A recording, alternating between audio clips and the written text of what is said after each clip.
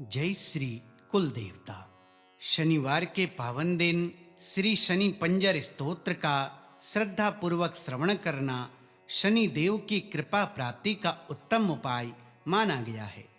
इस दिव्य स्तोत्र में शनि देव की शरणागति और संरक्षण का भाव निहित है। इसके 11 पाठ से जीवन के कष्ट, भय, बाधाएं और मानसिक अशांति दूर होती है।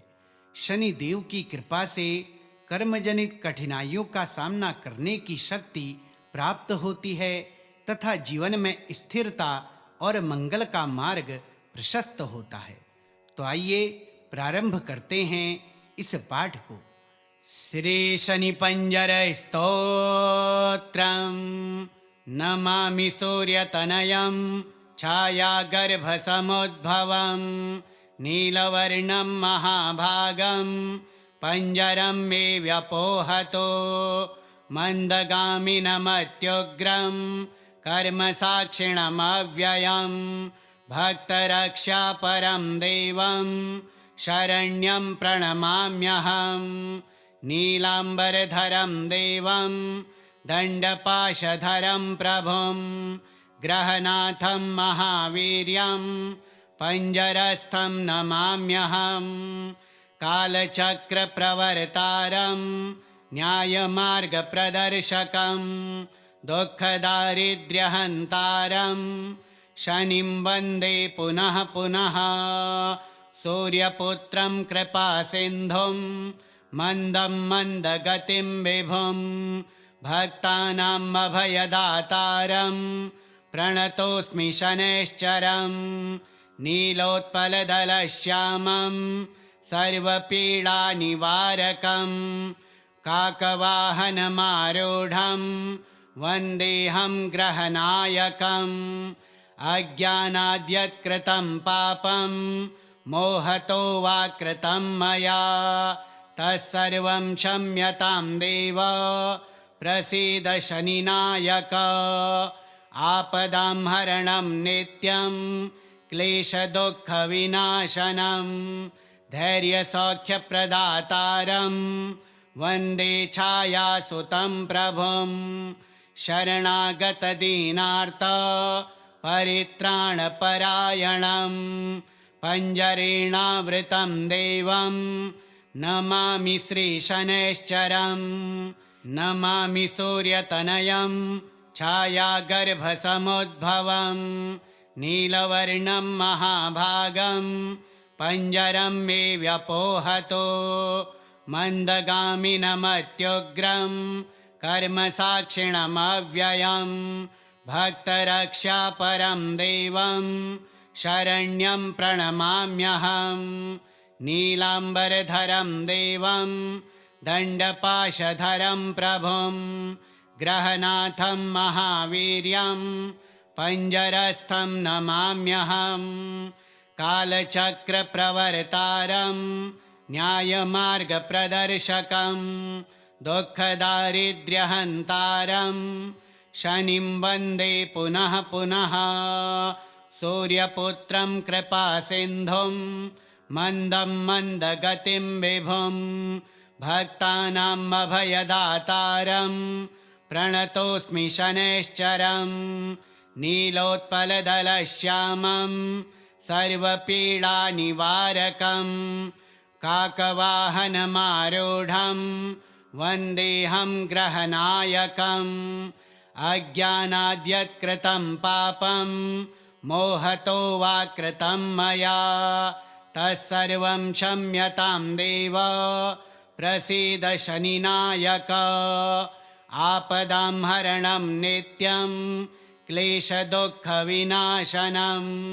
धैर्यसौख्यप्रदातारं वन्दे छायासुतं प्रभुं शरणागतदीनार्त परित्राणपरायणं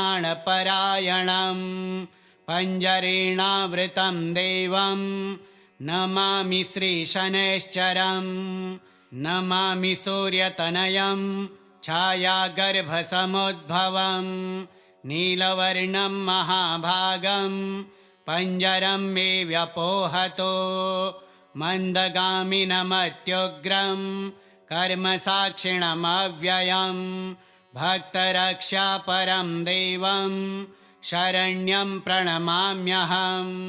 नीलाम्बरधरं देवं दण्डपाशधरं प्रभुं ग्रहनाथं महावीर्यं पञ्जरस्थं नमाम्यहम्।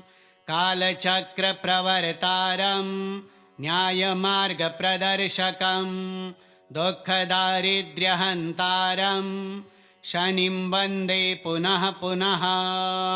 सूर्यपुत्रं कृपासिन्धुं मन्दं मन्दगतिं विभुं भक्तानाम् अभयदातारं प्रणतोऽस्मि शनैश्चरं। नीलोत्पलदलश्यामं सर्वपीडानिवारकं काकवाहनमारूढं वन्देऽहं ग्रहनायकम्। अज्ञानाद्यत्कृतं पापं मोहतो वा कृतं मया तत्सर्वं क्षम्यतां देव प्रसीद शनिनायक। आपदां हरणं नित्यं क्लेशदुःखविनाशनं धैर्यसौख्यप्रदातारं वन्दे छायासुतं प्रभुं। शरणागतदीनार्त परित्राणपरायणं पञ्जरेणावृतं देवं नमामि श्रीशनैश्चरं। नमामि सूर्यतनयं छायागर्भसमुद्भवं नीलवर्णं महाभागं पञ्जरं मे व्यपोहतो मन्दगामिनमत्युग्रं कर्मसाक्षिणमव्ययं भक्तरक्षापरं देवं शरण्यं प्रणमाम्यहं। नीलाम्बरधरं देवं दण्डपाशधरं प्रभुं ग्रहनाथं महावीर्यं पञ्जरस्थं नमाम्यहम्। कालचक्रप्रवर्तारं न्यायमार्गप्रदर्शकं दुःखदारिद्र्यहन्तारं शनिं वन्दे पुनः पुनः। सूर्यपुत्रं कृपासिन्धुं मन्दं मन्दगतिं विभुं भक्तानाम् अभयदातारं प्रणतोऽस्मि शनैश्चरं। नीलोत्पलदलश्यामं सर्वपीडानिवारकं काकवाहनमारूढं वन्देऽहं ग्रहनायकम्। अज्ञानाद्यत्कृतं पापं मोहतो वा कृतं मया तत्सर्वं क्षम्यतां देव प्रसीद शनिनायक। आपदां हरणं नित्यं क्लेशदुःखविनाशनं धैर्यसौख्यप्रदातारं वन्दे छायासुतं प्रभुं। शरणागतदीनार्त परित्राणपरायणं पञ्जरेणावृतं देवं नमामि श्रीशनैश्चरं। नमामि सूर्यतनयं छायागर्भसमुद्भवं नीलवर्णं महाभागं पञ्जरं मे व्यपोहतो मन्दगामिनमत्युग्रं कर्मसाक्षिणमव्ययं भक्तरक्षापरं देवं शरण्यं प्रणमाम्यहं। नीलाम्बरधरं देवं दण्डपाशधरं प्रभुं ग्रहनाथं महावीर्यं पञ्जरस्थं नमाम्यहं। कालचक्रप्रवर्तारं न्यायमार्गप्रदर्शकं दुःखदारिद्र्यहन्तारं शनिं वन्दे पुनः पुनः। सूर्यपुत्रं कृपासिन्धुं मन्दं मन्दगतिं विभुं भक्तानाम् अभयदातारं प्रणतोऽस्मि शनैश्चरं। नीलोत्पलदलश्यामं सर्वपीडानिवारकं काकवाहनमारूढं वन्देऽहं ग्रहनायकम्। अज्ञानाद्यत्कृतं पापं मोहतो वा कृतं मया तत्सर्वं क्षम्यतां देव प्रसीद शनिनायक आपदां हरणं नित्यं क्लेशदुःखविनाशनं धैर्यसौख्यप्रदातारं वन्दे छायासुतं प्रभुं शरणागतदीनार्त परित्राणपरायणं पञ्जरेणावृतं देवं नमामि श्रीशनैश्चरं नमामि सूर्यतनयं छायागर्भसमुद्भवं नीलवर्णं महाभागं पञ्जरं मे व्यपोहतो मन्दगामिनमत्युग्रं कर्मसाक्षिणमव्ययं भक्तरक्षापरं देवं शरण्यं प्रणमाम्यहं नीलाम्बरधरं देवं दण्डपाशधरं प्रभुं ग्रहनाथं महावीर्यं पञ्जरस्थं नमाम्यहं कालचक्रप्रवर्तारं न्यायमार्गप्रदर्शकं दुःखदारिद्र्यहन्तारं शनिं वन्दे पुनः पुनः सूर्यपुत्रं कृपासिन्धुं मन्दं मन्दगतिं विभुं भक्तानाम् अभयदातारं प्रणतोऽस्मि शनैश्चरं नीलोत्पलदलश्यामं सर्वपीडानिवारकं काकवाहनमारूढं वन्देऽहं ग्रहनायकम् अज्ञानाद्यत्कृतं पापं मोहतो वा कृतं मया तत्सर्वं क्षम्यतां देव प्रसीद शनिनायक आपदां हरणं नित्यं क्लेशदुःखविनाशनं धैर्यसौख्यप्रदातारं वन्दे छायासुतं प्रभुं शरणागतदीनार्त परित्राणपरायणं पञ्जरेणावृतं देवं नमामि श्रीशनैश्चरं नमामि सूर्यतनयं छायागर्भसमुद्भवं नीलवर्णं महाभागं पञ्जरं मे व्यपोहतो मन्दगामिनमत्युग्रं कर्मसाक्षिणमव्ययं भक्तरक्षापरं देवं शरण्यं प्रणमाम्यहं नीलाम्बरधरं देवं दण्डपाशधरं प्रभुं ग्रहनाथं महावीर्यं पञ्जरस्थं नमाम्यहं कालचक्रप्रवर्तारं न्यायमार्गप्रदर्शकं दुःखदारिद्र्यहन्तारं शनिं वन्दे पुनः पुनः सूर्यपुत्रं कृपासिन्धुं मन्दं मन्दगतिं विभुं भक्तानाम् अभयदातारं प्रणतोऽस्मि शनैश्चरं नीलोत्पलदलश्यामं सर्वपीडानिवारकं काकवाहनमारूढं वन्देऽहं ग्रहनायकम् अज्ञानाद्यत्कृतं पापं मोहतो वा कृतं मया तत्सर्वं क्षम्यतां देव प्रसीद शनिनायक आपदां हरणं नित्यं क्लेशदुःखविनाशनं धैर्यसौख्यप्रदातारं वन्दे छायासुतं प्रभुं शरणागतदीनार्त परित्राणपरायणं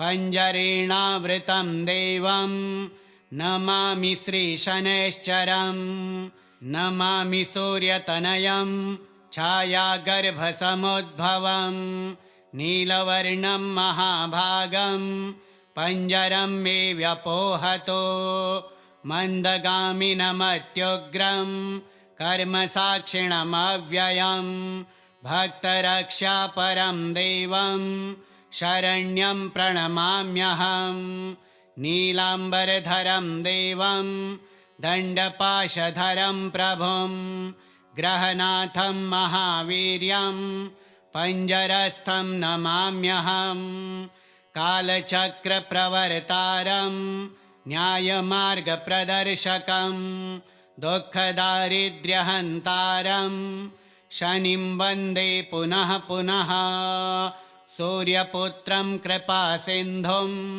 मन्दं मन्दगतिं विभुं भक्तानाम् अभयदातारं प्रणतोऽस्मि शनैश्चरं नीलोत्पलदलश्यामं सर्वपीडानिवारकं काकवाहनमारूढं वन्देऽहं ग्रहनायकम् अज्ञानाद्यत्कृतं पापं मोहतो वा कृतं मया तत्सर्वं क्षम्यतां देव प्रसीद शनिनायक आपदां हरणं नित्यं क्लेशदुःखविनाशनं धैर्यसौख्यप्रदातारं वन्दे छायासुतं प्रभुं शरणागतदीनार्त परित्राणपरायणं पञ्जरेणावृतं देवं नमामि श्रीशनैश्चरं नमामि सूर्यतनयं छायागर्भसमुद्भवं नीलवर्णं महाभागं पञ्जरं मे व्यपोहतो मन्दगामिनमत्युग्रं कर्मसाक्षिणमव्ययं भक्तरक्षापरं देवं शरण्यं प्रणमाम्यहं नीलाम्बरधरं देवं दण्डपाशधरं प्रभुं ग्रहनाथं महावीर्यं पञ्जरस्थं नमाम्यहं कालचक्रप्रवर्तारं न्यायमार्गप्रदर्शकं दुःखदारिद्र्यहन्तारं शनिं वन्दे पुनः पुनः सूर्यपुत्रं कृपासिन्धुं मन्दं मन्दगतिं विभुं भक्तानाम् अभयदातारं प्रणतोऽस्मि शनैश्चरं नीलोत्पलदलश्यामं सर्वपीडानिवारकं काकवाहनमारूढं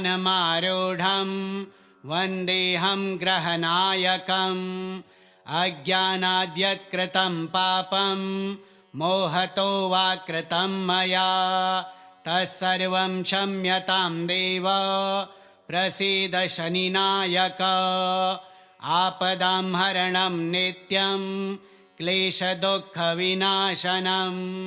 धैर्यसौख्यप्रदातारं वन्दे छायासुतं प्रभुं शरणागतदीनार्त परित्राणपरायणं पञ्जरेणावृतं देवं नमामि श्रीशनैश्चरं नमामि सूर्यतनयं छायागर्भसमुद्भवं नीलवर्णं महाभागं पञ्जरं मे व्यपोहतो मन्दगामिनमत्युग्रं कर्मसाक्षिणमव्ययं भक्तरक्षापरं देवं शरण्यं प्रणमाम्यहं नीलाम्बरधरं देवं दण्डपाशधरं प्रभुं ग्रहनाथं महावीर्यं पञ्जरस्थं नमाम्यहं कालचक्रप्रवर्तारं न्यायमार्गप्रदर्शकं दुःखदारिद्र्यहन्तारं शनिं वन्दे पुनः पुनः सूर्यपुत्रं कृपासिन्धुं मन्दं मन्दगतिं विभुं भक्तानाम् अभयदातारं प्रणतोऽस्मि शनैश्चरं नीलोत्पलदलश्यामं सर्वपीडानिवारकं काकवाहनमारूढं वन्देऽहं ग्रहनायकम् अज्ञानाद्यत्कृतं पापं मोहतो वा कृतं मया तत्सर्वं क्षम्यतां देव प्रसीद शनिनायक आपदां हरणं नित्यं क्लेशदुःखविनाशनं धैर्यसौख्यप्रदातारं वन्दे छायासुतं प्रभुं शरणागतदीनार्त परित्राणपरायणं पञ्जरेणावृतं देवं नमामि श्रीशनैश्चरं नमामि सूर्यतनयं छायागर्भसमुद्भवं नीलवर्णं महाभागं पञ्जरं मे व्यपोहतो मन्दगामिनमत्युग्रं कर्मसाक्षिणमव्ययं भक्तरक्षापरं देवं शरण्यं प्रणमाम्यहं नीलाम्बरधरं देवं दण्डपाशधरं प्रभुं ग्रहनाथं महावीर्यं पञ्जरस्थं नमाम्यहं कालचक्रप्रवर्तारं न्यायमार्गप्रदर्शकं दुःखदारिद्र्यहन्तारं शनिं वन्दे पुनः पुनः सूर्यपुत्रं कृपासिन्धुं मन्दं मन्दगतिं विभुं भक्तानाम् अभयदातारं प्रणतोऽस्मि शनैश्चरं नीलोत्पलदलश्यामं सर्वपीडानिवारकं काकवाहनमारूढं वन्देऽहं ग्रहनायकम् अज्ञानाद्यत्कृतं पापं मोहतो वा कृतं मया तत्सर्वं क्षम्यतां देव प्रसीद शनिनायक आपदां हरणं नित्यं क्लेशदुःखविनाशनं धैर्यसौख्यप्रदातारं वन्दे छायासुतं प्रभुं शरणागतदीनार्त परित्राणपरायणं पञ्जरेणावृतं देवं नमामि श्रीशनैश्चरं श्रीशनिपञ्जरस्तोत्रं श्रीशनैश्चरार्पणमस्तु।